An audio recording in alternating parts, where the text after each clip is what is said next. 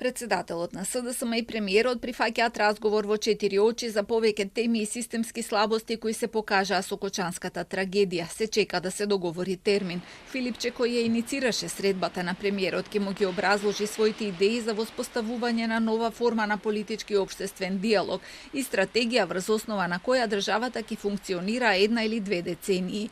Во фокусот би биле образованието, здравството, правосудството, заштитата на животната средина и партизацијата во институциите, области во кои вели дека ниту една партија не ги исполнила очекувањата на граѓаните во изминатите 30 на години. После големата трагедија во Кочани ја видовме реакцијата на граѓаните, револт, наместа бес.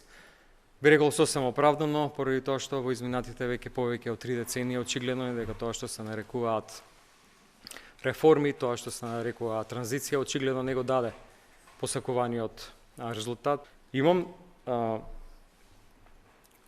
неколку идеи кои што ги размислувам, дали тоа ќе биде преку парламентарна комисија, дали тоа ќе биде преку заедничка работна група во која што ќе учествуваат експерти, тоа ќе разгледаме на состанокот. Значи не би сакал ова да звучи како план кој што го сервирам готов, поради тоа што сметам дека сите треба да учествуваме во изготвувањето на методологијата, планот како ова да се спроведе.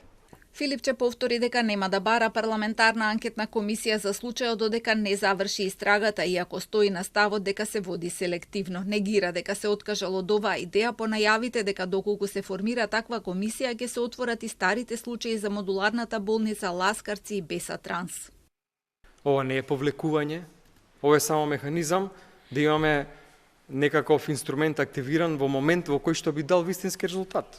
Немојте да мислите дека бегаме од нешто или од нешто се плашиме. Сепак сметаме дека процесот е селективен. Зошто? Поради тоа што најодговорните во Министерството за внатрешни работи, кои што имале ингеренции и на денот на случување на настанот и на местото на настанот, сепак не преземале според нас одредени действија кои што и требале и можеле да ги превземат. Премиерот пак изјави дека е непристојно за сериозни теми да разговараат преку медиумите. Подготвен е да го прими Филипче во кое било време. Доколку навистина има план и желба да помогне, стојам на располагање во секое време, ќе го прераспределам мојот распоред на полнок, после полнок, кога ќе каже тогаш да го сослушам неговиот план и да видиме дали по тој план нешто може да се реши. Но доколку планот опфаќа пристап стабри, како што беше во минатото за време на короната, тогаш јас такви планови не можам да прифатам. Од епилогот на оваа средба ќе зависи дали понатаму во разговорите ќе се приклучат и лидерите на останатите партии во државата.